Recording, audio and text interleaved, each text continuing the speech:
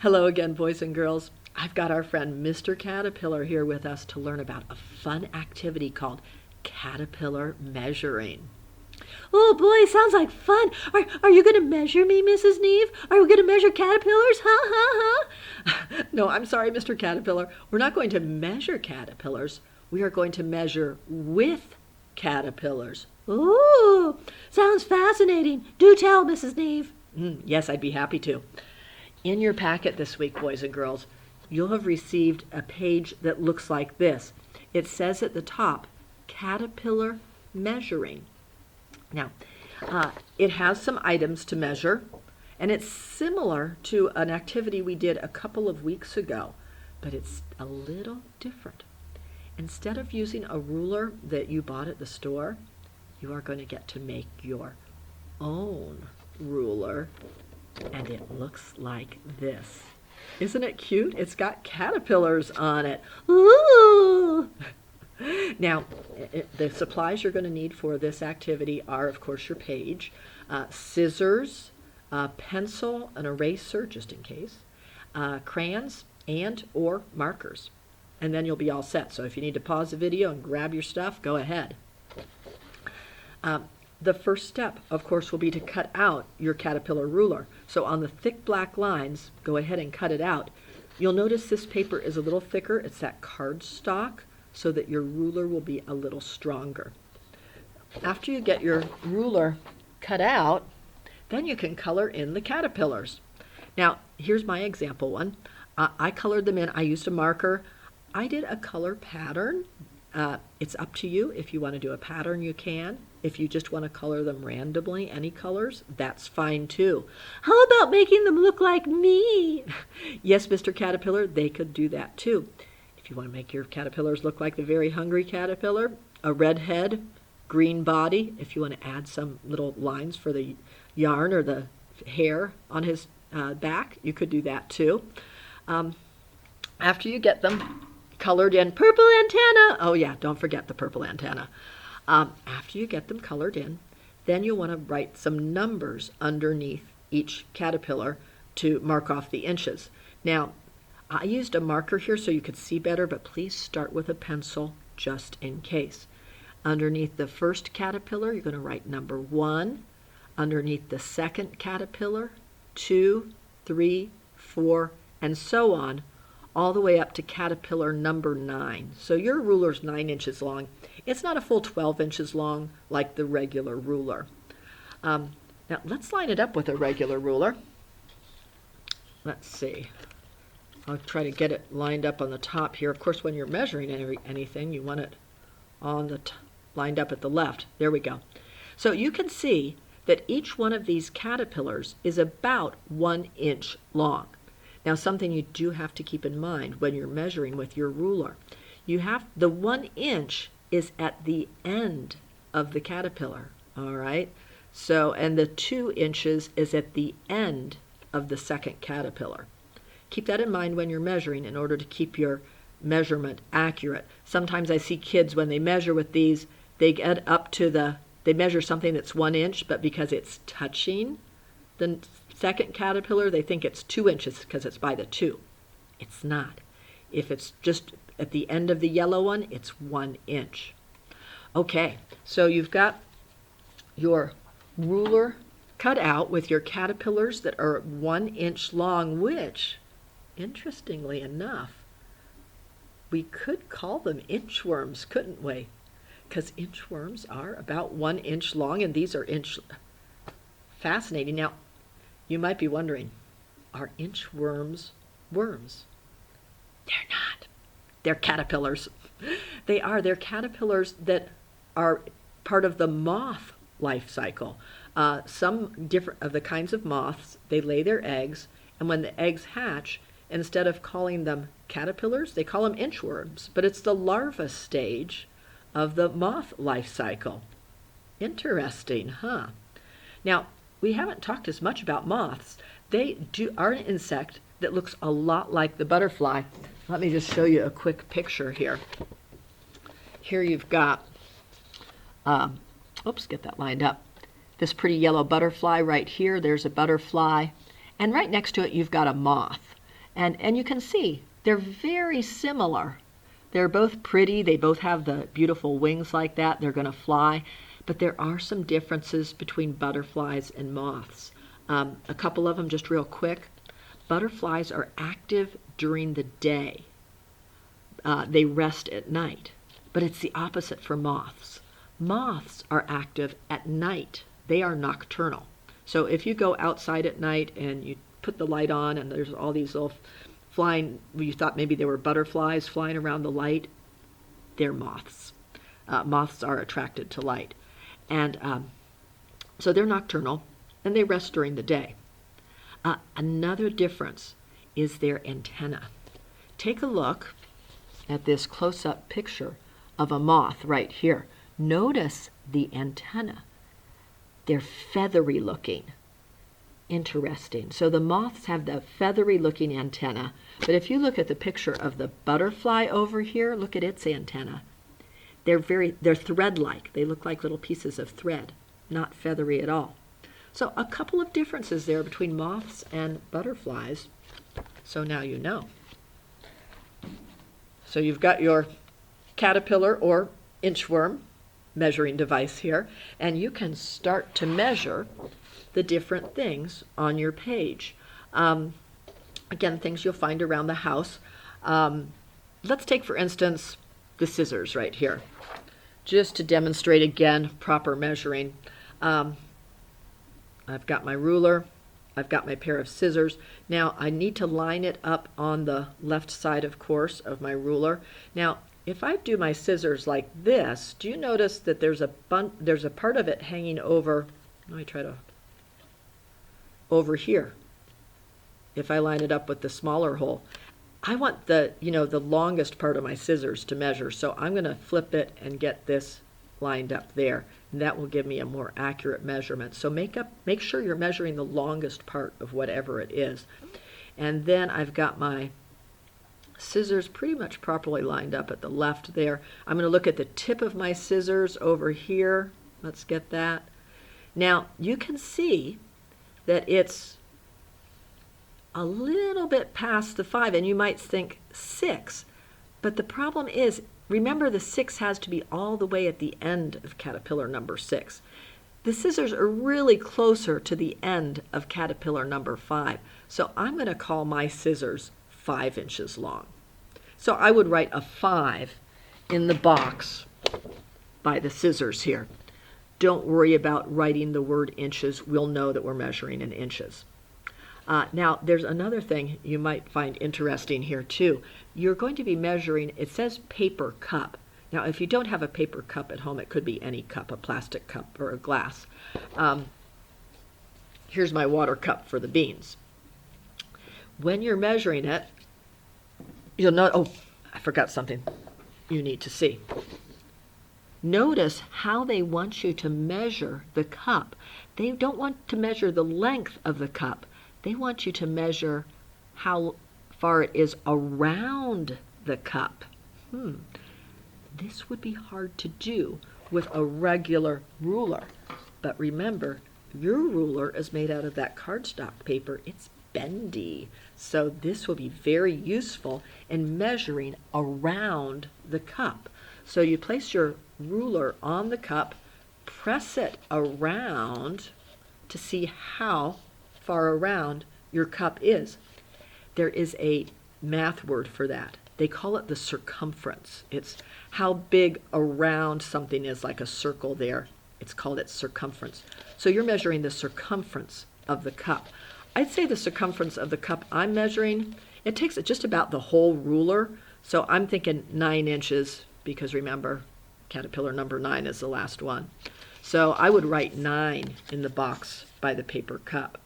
So interesting, if we were measuring the length of the cup, we'd be lining it up like that, but we're not. We're measuring around. We're measuring the circumference.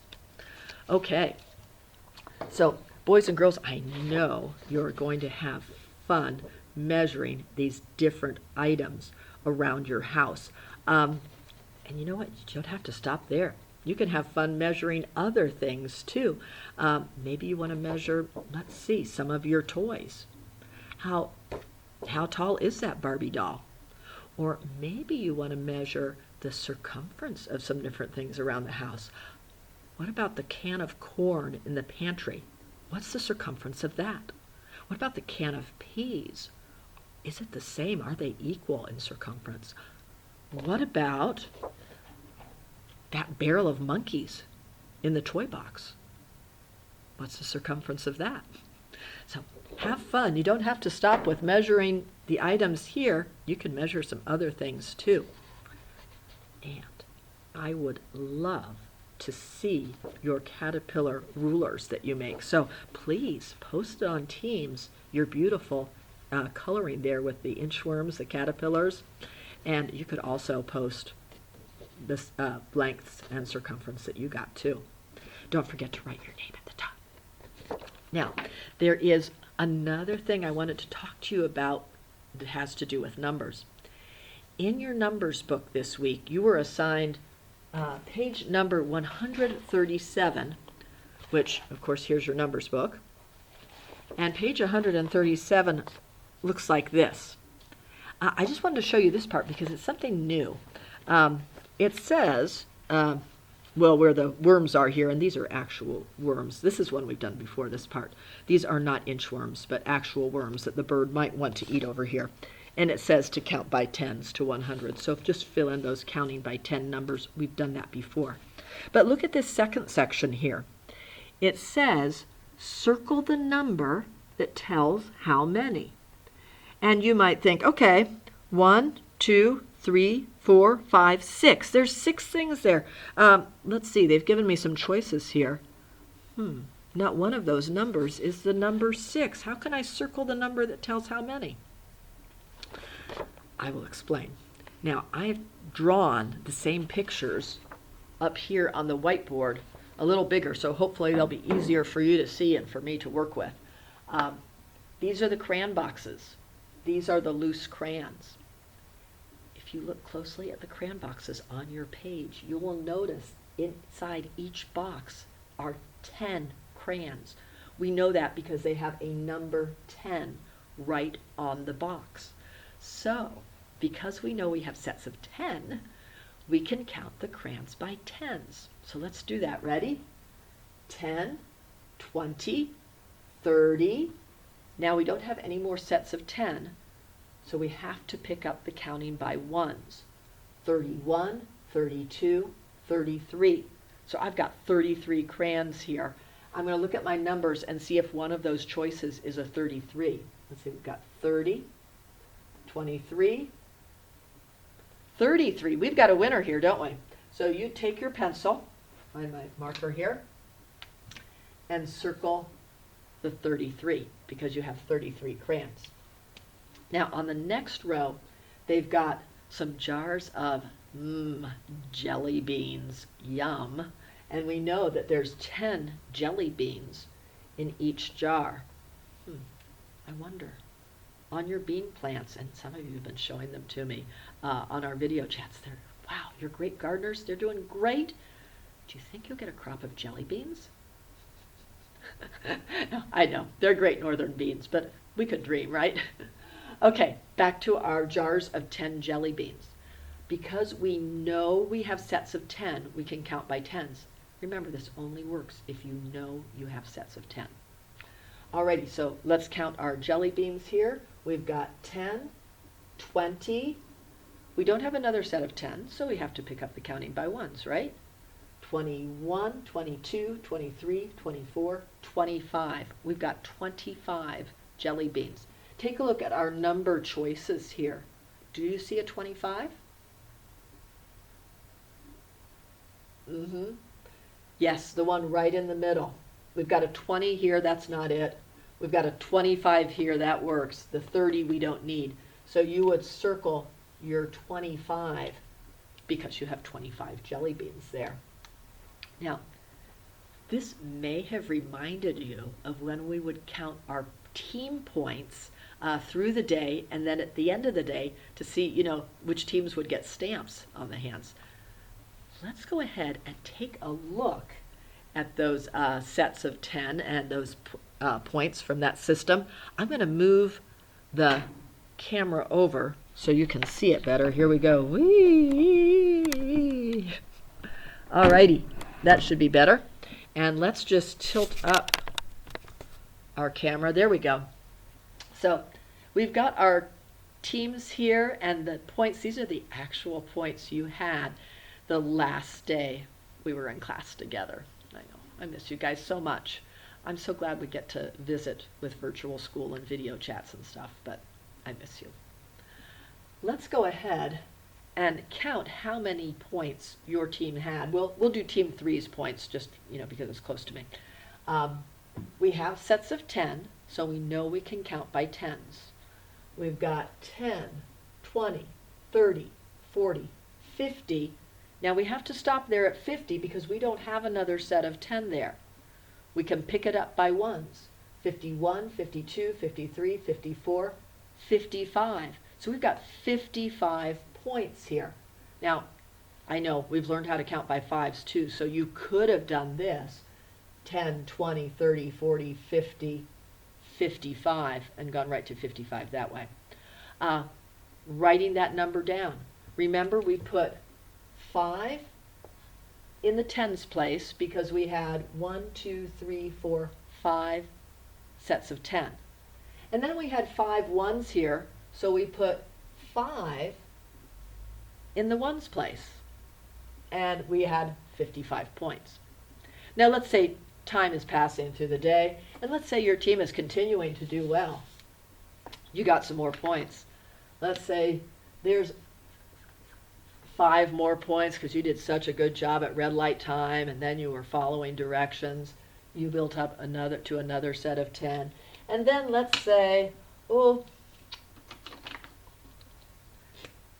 you cleaned up nicely when it was time, so your team got another 3 points there. Let's see how many points you ended up with. First, we'll count by tens. Here we go. 10, 20, 30, 40, 50, 60, and then we can make it up by ones. 61, 62, 63. You ended up with 63 points. I'm going to be writing 6 in the tens place because we had 6 sets of 10. 1, 2, 3, 4, 5, 6. And then I'm putting 3 in the ones place because we had 3 ones there. And there was our number 63. Yeah. Now, boys and girls, mathematicians call that place value. Place value. Tens place, ones place, place value. The way that numbers are written like that. Now, there's not just the tens place and the ones place. You're going to have more number places as you get bigger numbers. Remember back we did day 100? Ooh, there's our 100 up there from it. Let's go ahead and write a 100 right here. Remember we've gotten into the 3 digits numbers now? Our 1 is in the hundreds place. And there's 1 there because we had 1 set of 100 days. We had 0 in the tens place because there were 0 sets of 10, and 0 in the ones place. Interesting. What if you had the number 347? You would have 3 in the hundreds place, that's 3 sets of 100, 4 in the tens place because there'd be 4 sets of 10, and then 7 in the ones place because there are 7 ones that were left over there. So boys and girls, just kind of a little sneak preview for you. You'll be learning more about place value in first grade, but just so you're aware of how that works, and you already knew because we talked about it a lot when we were counting up points. And 63 points, woohoo, nice job, huh? Okay, boys and girls, well, thank you so much for joining us. Have fun with your caterpillar measuring. Oh boy, oh boy, oh boy. What's that, Mrs. Neve? It's coming from over here. Let's check it out. Oh my goodness. It's those crazy insects again. What did they do this time? Oh my goodness. We've got 1, 2, 3, 4, 5, 6 of them over here. plus 1, 2, 3, 4 over here, and our combination is 6 plus 4 equals 10. There it is on our flashcard. Remember, back in the day, if you had 6 points on the clipboard, I'd say, how many more would you need? And you go 7, 8, 9, 10. I need 4, Mrs. Neve. 6 plus 4 equals 10. And that meant you knew if you had 4 points, then you'd need 6 more. The twin, 4 plus 6 equals 10. So start working on those 10 equations fast. It'll be easy. Alrighty. Okay. I don't know, Mrs. Neve. What is it, Mr. Whale? I would think you should still call the exterminator. What? Don't worry, Mr. Caterpillar. We won't call the exterminator. Oh, thank goodness, thank goodness. Okay, boys and girls, you have a great day. Have fun measuring, and God bless you. Love you lots and lots. Inches and inches, miles and miles.